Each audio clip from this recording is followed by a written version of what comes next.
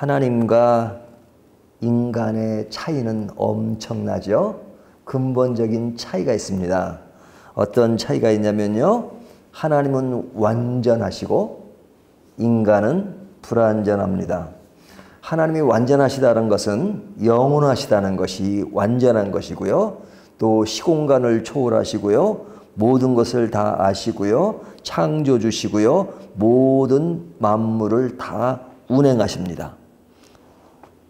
14절을 보면 하나님께서 행하시는 모든 것은 영원히 있을 것이라 그 위에 더할 것도 없고 그것에서 덜할 것도 없나니 하나님이 이같이 행하시면 사람들이 그 앞에서 경외하려 하려 하심인 줄을 내가 알았도다. 자, 하나님이 어떤 분인지 이 안에 다 들어있죠. 더할 것도 없습니다. 완전하십니다. 반면에 인간은 불완전하죠. 인간에게 뭐가 있죠? 죽음이 있죠. 시공간의 제한을 받습니다.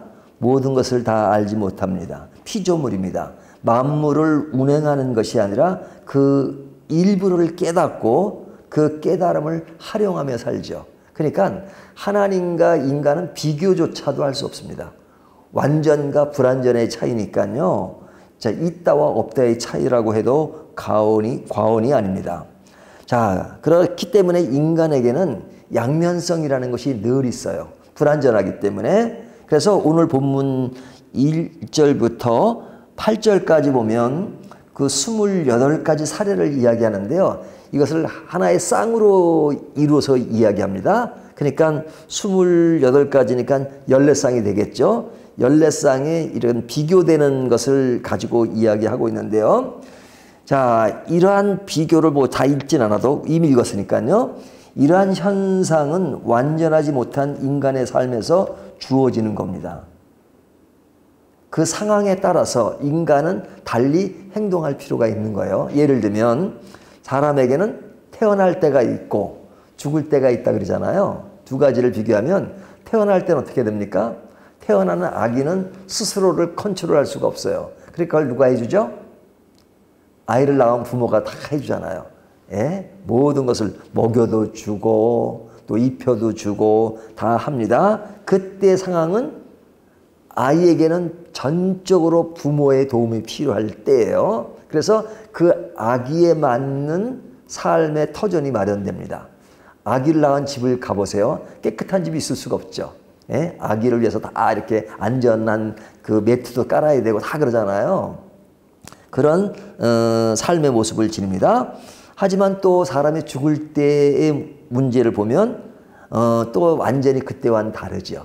예? 그래서 죽을 때 또 장례를 치르고 또 죽기 전에 또 요즘은 어떻게 죽는 것이 바로 죽는 것인가 해서 또 웰다잉이라는 또 그런 또 여러 가지 또 이야기도 나오고 그러잖아요. 그러니까 이 두 개의 그 대조되는 것, 이것이 한 예입니다. 그러니까 인간에게 삶과 죽음, 그 안에 걸치고 있는 너무너무 많은 것이 있죠. 여기 보면 울 때가 있고 웃을 때도 있고 슬퍼할 때도 있고 춤출 때도 있고, 슬플 때는 또 슬픈 대로 또 살아가는 또 삶의 방식이 필요하고, 또 웃을 때는 웃을 때를 바라볼 수 있는 이 모든 것들이 인간에게 주어져요. 이것은 뭐냐면 인간이 완전하다면 이렇게 대비되는 것이 없을 수 있는데 완전하지 않기 때문에 그렇습니다. 그렇기 때문에 인간에게는 늘 뭐가 따라요? 9절에 보면 일하는 자가 그의 수고로 말미암아 무슨 이익이 있으랴.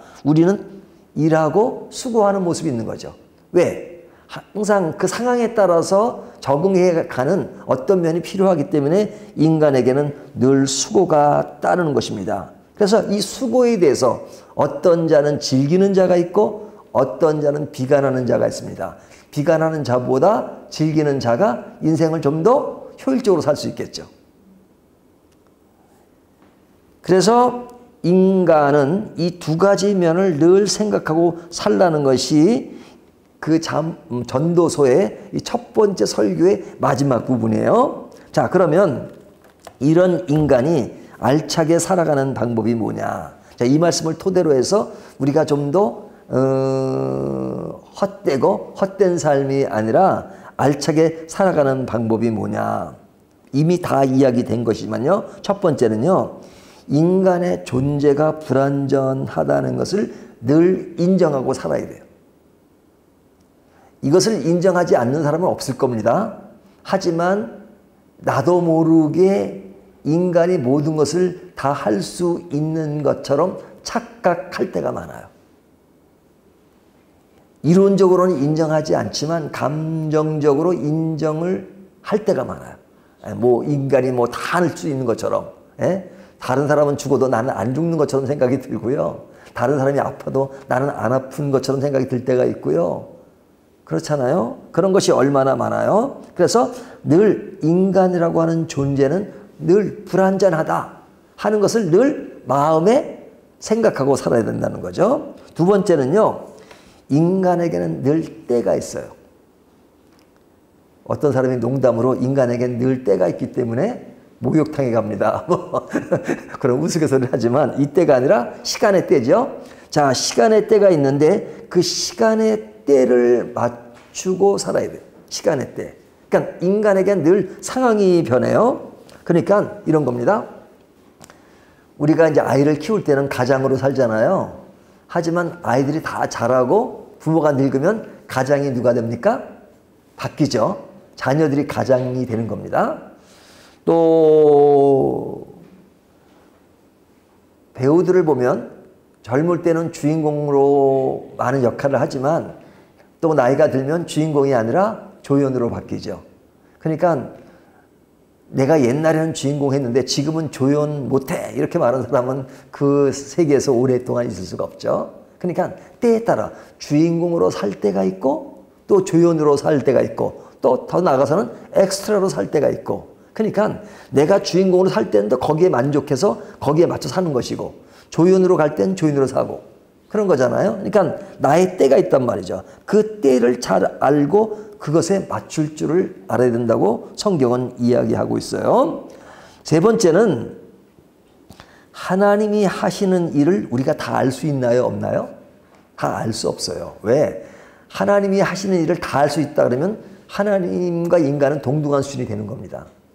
하나님과 인간은 비교할 수가 없어요. 그렇기 때문에 하나님이 하시는 것을 다 알 수가 없어요. 11절 보면 하나님이 모든 것을 지으시되 때를 따라 아름답게 하셨고 또 사람에게는 영혼을 사모하는 마음을 주셨느니라. 그러나 하나님이 하시는 일의 시종을 사람으로 측량할 수 없게 하셨도다. 자, 하나님이 하는 일을 사람이 측량할 수 없게 하셨도다.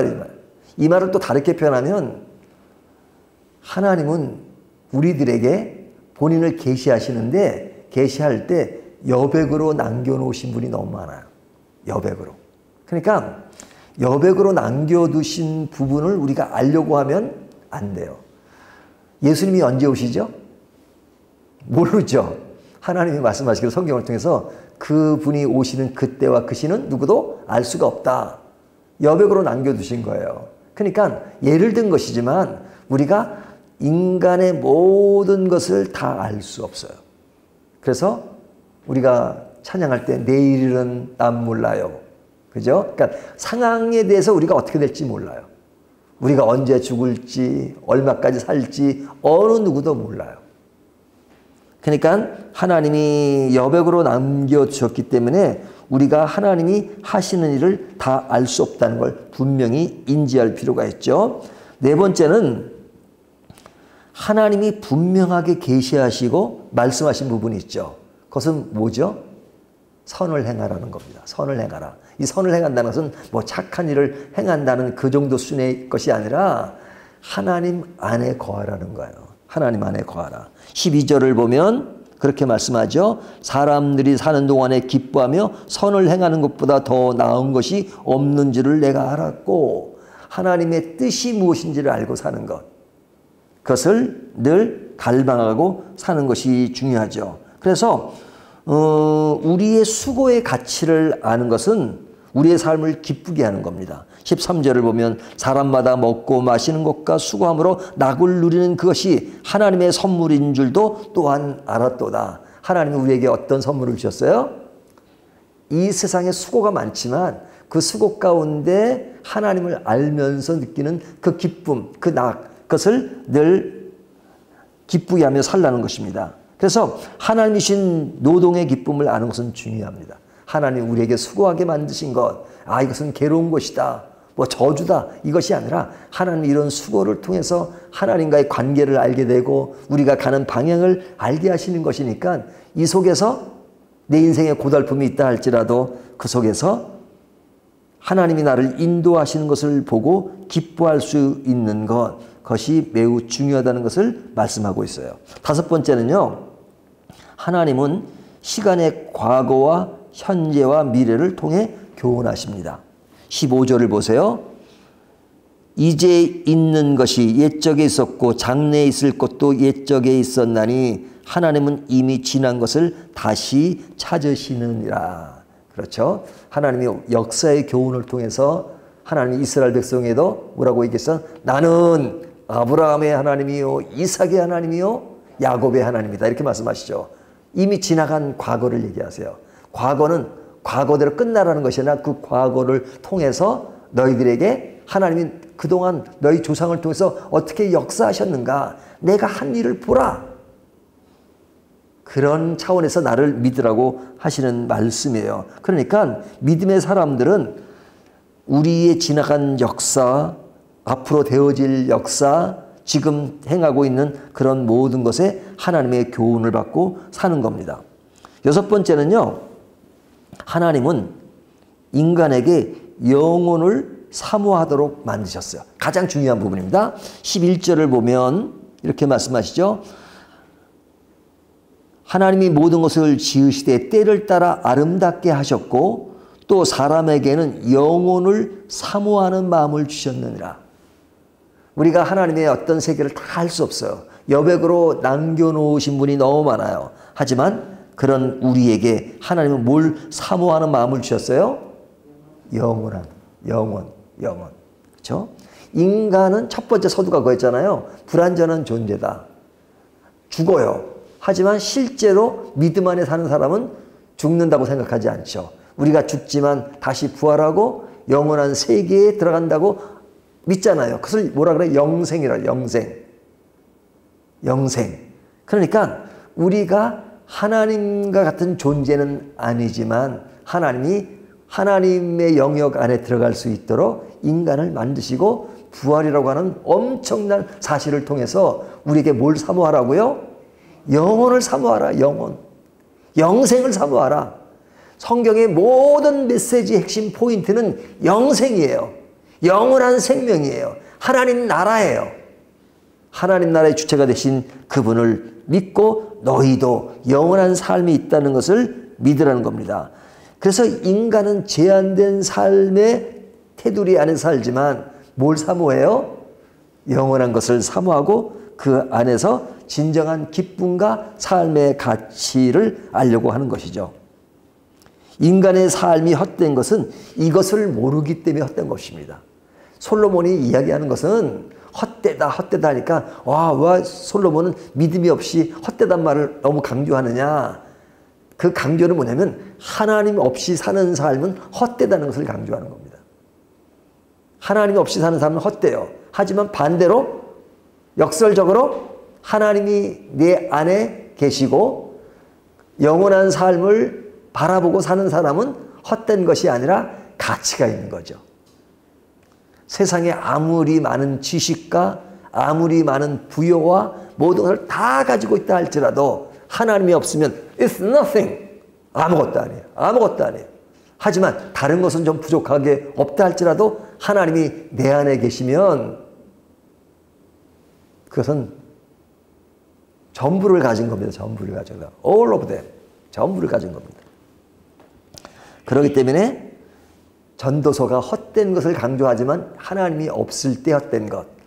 그러나 하나님이 계시면 진짜 가치가 있다. 그래서 인간은 불완전한 존재라고 했죠. 하지만 완전하게 될 수 있는 길이 있어요. 그것은 완전하신 하나님한테 달라붙으면 돼요. 그렇죠? 파리가 미국 가기 힘들어요. 하지만 미국 가는 사람한테 붙어있으면 파리도 미국 가요. 하나님께 딱 붙으면 돼요. 하나님 딱 붙으면 돼요. 너무 쉬워요. 너무 쉬운 것을 너무 못해요. 어렵게 인생을 살아요. 뭐 인간의 지식과 인간의 방법과 인간의 꼼수와 뭐 이런 것들을 가지고 뭔가 해보려고 하는데, 그러면 결국은 솔로몬 같은 고백을 하는 거야. 헛되고 헛되니 헛되어서 헛되도다. 하지만 하나님께 딱 달라붙으면요, 아, 나는 진짜 불완전한 존재지만 하나님의 완전 안에 붙어 있으니까 하나님이 다 해주시네. 그래서 하나님 안에서 희망을 노래하고 희망의 기쁨을 이야기하는 겁니다. 이 희망을 알려주는 것이 뭐예요? 복음이에요, 복음. 이 희망을 알려요. 하나님의 복음. 하나님의 복음이 우리를 새롭게 하는 겁니다. 그런즉 우리가 그리스도 안에 있으면 새로운 피조물이다. 새로운 피조물이 되기를 오늘도 주님이 원하십니다. 헛된 것에 인생을 걸지 말고 영원한 것, 가치 있는 것에 인생을 거시면서 그 안에서 진정 기쁨을 누리시기를 주님의 이름으로 축원합니다.